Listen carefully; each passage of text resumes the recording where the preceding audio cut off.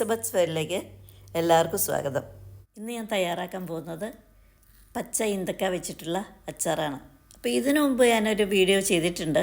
അത് പഴുത്ത് തുടങ്ങിയ ഈന്തക്ക വെച്ചിട്ടുള്ള അച്ചാറായിരുന്നു. ഇന്ന് ഞാൻ ചെയ്യുന്നത് വളരെ പിഞ്ചായിട്ടുള്ള ഈന്തക്കയാണ്. അതിനുള്ളിൽ ശരിക്കും അതിൻ്റെ കുരു പോലും കാണത്തില്ല, അല്ലെങ്കിൽ കുരു ഉണ്ടെങ്കിലും വളരെ സോഫ്റ്റ് ആയിരിക്കും. അപ്പം ഞങ്ങളുടെ വീടിന് താഴെ കുറേ വാഗമരങ്ങളുണ്ട്. അപ്പോൾ അതിലെല്ലാം ഇപ്പം നിറച്ച് പൂക്കളാട്ടോ. അപ്പം ഞാൻ അതും കൂടെ നിങ്ങളെ ഒന്ന് കാണിച്ചു തരാമെന്ന് വിചാരിച്ചു. ഇപ്പോൾ എല്ലാം നല്ല പൂത്ത് നിൽക്കുന്നുണ്ട്, കാണാൻ നല്ല ഭംഗിയാണ്. അപ്പോൾ ഈ താഴെ കുറച്ച് ഈന്തപ്പനകളൊക്കെ ഉണ്ട്. അപ്പോൾ അതിൽ കായുണ്ടോ, നമ്മുടെ കൈ എത്തുമോ, പറിക്കാൻ പറ്റുമോ എന്നൊക്കെ ഞാനൊന്ന് നോക്കാനായിട്ട് പോവുകയാണ്. ഇതാണ് ഞാൻ പറഞ്ഞ ഒരു മരം. ഇത് കണ്ടില്ലേ, നല്ല ഉയരത്തിനാണ്. അതിപ്പോൾ നമ്മുടെ കൈ എത്തിയേയില്ല. ഇത് കുറേ കിടക്കുന്നുണ്ട് കാര്യം, പക്ഷെ പറിക്കാൻ പറ്റത്തില്ല. ഇനി ഇത് കഴിഞ്ഞ് ഇതിനോട് ചേർന്ന് തന്നെ വേറൊരു മരമുണ്ട്, അതിലും കൂടി ഒന്ന് നോക്കാം. ഇതാണ് ഞാൻ പറഞ്ഞ വേറൊരു മരം. ഇതിലും നിറയെ കിടക്കുന്നുണ്ട്, പക്ഷേ ഇതും വളരെ ഉയരത്തിലാണ്. ഇനിയിപ്പോൾ കുറച്ച് ചെറിയ മരങ്ങളുള്ള ഒരു സ്ഥലമുണ്ട്, അവിടെ നിന്ന് പോയിട്ട് അവിടെ നിന്ന് പറിക്കാം. ഇവിടെ കണ്ടോ, നിറയെ ഉണ്ട്. ഇതിൽ അത്യാവശ്യം പറിക്കാനുള്ളതുണ്ട്, നമ്മുടെ കൈ എത്തുകയും ചെയ്യും. ഇവിടെ ഇങ്ങനെ കുറച്ച് ചെറിയ മരങ്ങളുണ്ട് കേട്ടോ. അതിൽ എല്ലാത്തിലൊന്നുമില്ല, ഇടയ്ക്ക് ഒന്ന് രണ്ട് മരത്തേലൊക്കെ ഇതുപോലെ കിടക്കുന്നുണ്ട്. അപ്പോൾ ഞാനൊരു കത്തിയൊക്കെ ആയിട്ടാണ് വന്നിരിക്കുന്നത്, ഇങ്ങനെ കട്ട് ചെയ്തെടുക്കാനായിട്ട്. അപ്പോൾ നമുക്കിങ്ങനെ കട്ട് ചെയ്തെടുക്കുന്നതുകൊണ്ട് ഇവിടെ കുഴപ്പമൊന്നുമില്ല. നമ്മൾ കൊലയായിട്ട് ഇങ്ങനെ വെട്ടിയെടുക്കാതിരുന്നാൽ മതി. നമ്മുടെ ആവശ്യത്തിന് പറിച്ച് കഴിക്കണതിനൊന്നും ഒരു പ്രശ്നമില്ല. അപ്പോൾ എന്തായാലും ഞാൻ ഇതിൽ നിന്നൊരു 3-4 തണ്ടിങ്ങനെ കട്ട് ചെയ്തെടുക്കാമെന്ന് വിചാരിക്കുന്നു.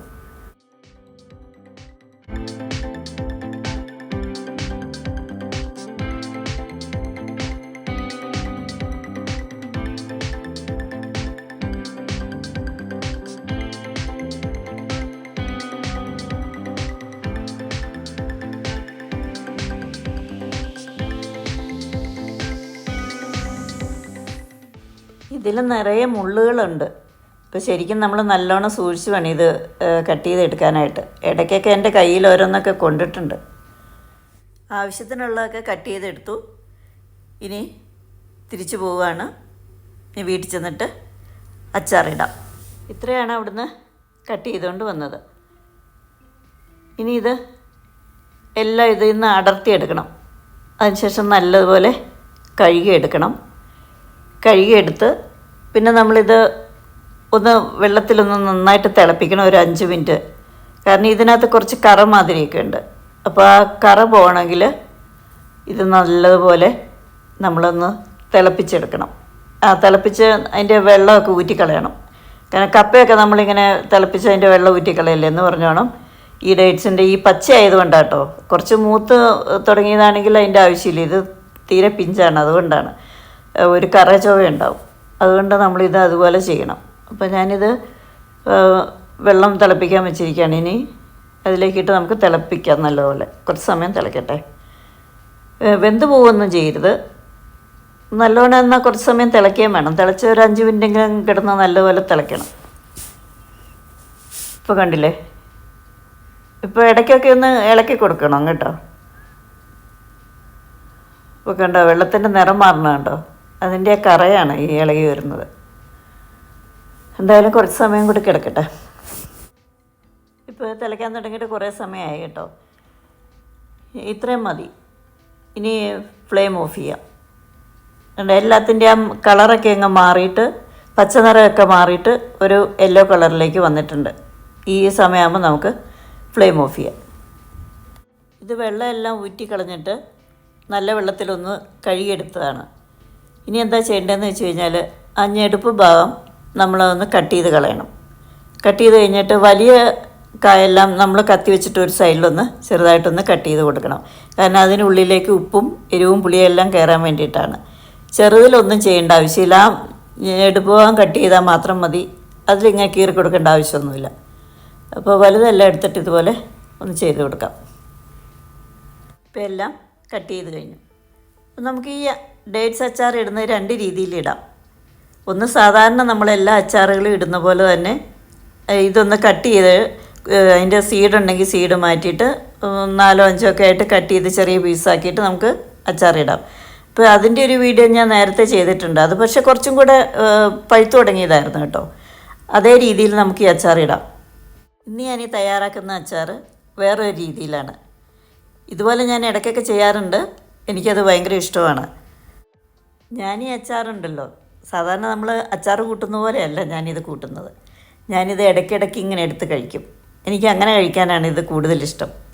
അപ്പോൾ ഇതെങ്ങനെയാണ് തയ്യാറാക്കുന്നതെന്ന് നോക്കാം. ഇതിന് വളരെ കുറച്ച് ഇൻഗ്രീഡിയൻസ് മതി. വളരെ പെട്ടെന്ന് തന്നെ തയ്യാറാക്കുകയും ചെയ്യാം. ഇത് ഏകദേശം ഒരു 600 ഗ്രാം ഉണ്ട്. അപ്പോൾ അതിനുള്ള ഇൻഗ്രീഡിയൻസാണ് ഞാൻ പറയാൻ പോകുന്നത് കേട്ടോ.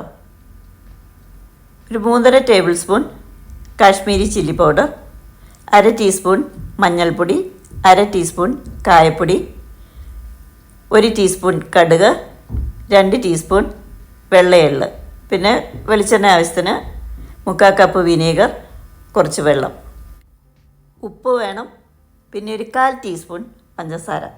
അതെൻ്റെ എല്ലാം പുളിപ്പുള്ള കറികൾക്ക് ഞാൻ ചേർക്കുന്നതാണ്. അത് ഇഷ്ടമുള്ളവർ മാത്രം ചേർത്താൽ മതി കേട്ടോ. പക്ഷെ അത് ചേർക്കുമ്പോഴാണ് അതിനൊരു പ്രത്യേക ടേസ്റ്റ് വരുന്നത്. അപ്പോൾ ഒത്തിരി ഒന്നും ഇടരുത്. അതിൻ്റെ അളവ് നിങ്ങളുടെ ഒരു ടേസ്റ്റിനനുസരിച്ച് ഇടുക. ഈ പാൻ ചൂടാക്കി അതിലേക്ക് ഓയിൽ ഒഴിച്ച് കൊടുക്കുക. അച്ചാറായതുകൊണ്ട് തന്നെ കുറച്ചധികം ഓയിൽ വേണം. ഇതിന് വെളിച്ചെണ്ണ ഉപയോഗിച്ചാൽ മതി കേട്ടോ. അതിലേക്ക് 1 ടീസ്പൂൺ കടുക് ചേർത്ത് കൊടുക്കുക. കടുക് നന്നായിട്ട് പൊട്ടിക്കഴിയുമ്പോൾ ഫ്ലെയിം ഓഫ് ചെയ്യണം. ഫ്ലെയിം ഓഫ് ചെയ്ത് കഴിഞ്ഞ് കുറച്ച് സെക്കൻഡ് കഴിയുമ്പോൾ നമ്മളതിലേക്ക് മഞ്ഞൾപ്പൊടിയും കായപ്പൊടിയും ഇട്ട് കൊടുക്കുകയാണ്. എന്നിട്ട് നന്നായിട്ടൊന്ന് മിക്സ് ചെയ്യുക. അത് കഴിഞ്ഞാണ് നമ്മളതിലേക്ക് മുളക് പൊടി ചേർത്ത് കൊടുക്കുന്നത്. മുളക് പൊടിയും ചേർത്ത് കഴിഞ്ഞ് നന്നായിട്ട് ഇളക്കി കൊടുക്കുക. അപ്പോൾ ആ പാത്രത്തിനൊക്കെ നല്ല ചൂടുണ്ട്, ഓയിലിനും ചൂടുണ്ടാവും. അപ്പോൾ അത് മതി മുളക് പൊടി മൂക്കാനായിട്ട്. മുളക് പൊടി നന്നായിട്ട് മൂത്തിട്ടുണ്ട്. ഇനി ഇതിലേക്ക് പാകത്തിന് ഉപ്പ്, 3/4 കപ്പ് വിനീഗർ, കുറേ വെള്ളം എന്ന് പറഞ്ഞാൽ ഇതൊക്കെ വേകാൻ പാകത്തിനുള്ള വെള്ളം വേണം. എന്നൊക്കെ വെള്ളം വേണ്ടി വരും. അത്രയും കൂടെ ചേർത്ത് ഇനി ഫ്ലെയിം ഓണാക്കുക. ഫ്ലെയിം ഓണാക്കി എടുത്തു വെച്ചിരിക്കുന്ന ഈന്തക്കയും കൂടെ അതിലേക്ക് ചേർത്ത് നല്ലപോലെ വേവിച്ചെടുക്കാം. ഇടയ്ക്കൊക്കെ നന്നായിട്ടൊന്ന് ഇളക്കി കൊടുക്കുകയും വേണം. അതുപോലെ പാകത്തിന് ഉപ്പ്, പുളി എല്ലാം നോക്കണം. കുറവാണെങ്കിൽ ചേർത്ത് കൊടുക്കണം. ഇതുണ്ടാക്കുന്ന സമയത്ത് നല്ലതുപോലെ പുളി വേണം. ഇച്ചിരി മുന്നേ നിൽക്കണം ഉപ്പും പുളിയൊക്കെ. എന്നാലാണ് ഇതിൽ ഉള്ളിലേക്കൊക്കെ പിടിക്കുമ്പോൾ അത് പാകത്തിനാവുകയുള്ളൂ. ഇനി മീഡിയം ഫ്ലെയിമിലിട്ട് മൂടി വെച്ച് തന്നെ വേവിക്കാം. ഇപ്പോൾ നമ്മൾ ഒരെണ്ണെടുത്ത് കഴിച്ച് നോക്കുമ്പോൾ അറിയാം ഇത് വെന്തോന്നുള്ളത്. ഒത്തിരി വെന്തലിയരുത്. ഇപ്പോൾ ഏകദേശം വെന്ത് തുടങ്ങിയിട്ടുണ്ട്. ഇതിലേക്കൊരു 1/4 ടീസ്പൂൺ പഞ്ചസാര ചേർത്ത് കൊടുക്കുകയാണ്. 1/4 ടീസ്പൂണോ 1/2 ടീസ്പൂണോ അത് നിങ്ങളുടെ ഒരു ടേസ്റ്റിനനുസരിച്ച് ചേർക്കുക. ഇനി കുറച്ച് സമയം കൂടി ഒന്ന് വേവട്ടെ. ഇനി ലോ ഫ്ലെയിമിലിടാം. ഒരു 2 മിനിറ്റും കൂടെ ഒന്ന് വയ്ക്കാം. കാരണം എണ്ണയൊക്കെ ഒന്ന് തെളിഞ്ഞ് വരാൻ വേണ്ടിയിട്ടാണ്. ഇപ്പോൾ കണ്ടോ, എണ്ണയൊക്കെ തെളിഞ്ഞ് വന്നിട്ടുണ്ട്. ഇനി ഫ്ലെയിം ഓഫ് ചെയ്യാം. അപ്പോൾ നമ്മൾ ഓഫ് ചെയ്യുന്ന സമയത്ത് ഇത്രയും വെള്ളം അതിൽ വേണം കേട്ടോ. കാരണം കുറച്ചും കൂടെ ഇത് കുറുകും.